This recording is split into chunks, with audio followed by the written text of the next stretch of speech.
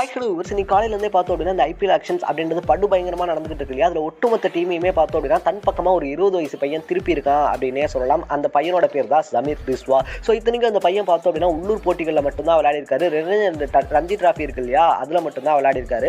அப்புறம் எப்படிப்பா எல்லா டீமையும் திரும்பி பார்க்க வச்சாரு அப்படின்னு சொல்லி கேட்டோம்னா, வேர்ல்டு கப்பில் விளையாண்ட ரச்சின் ரவீந்திரா இருக்கார் இல்லையா, அவரையே பார்த்தோம் அப்படின்னா வெறும் 1.8 கோடி ரூபாய்க்காக தான் சிஎஸ்கே வாங்கியிருந்தாங்க.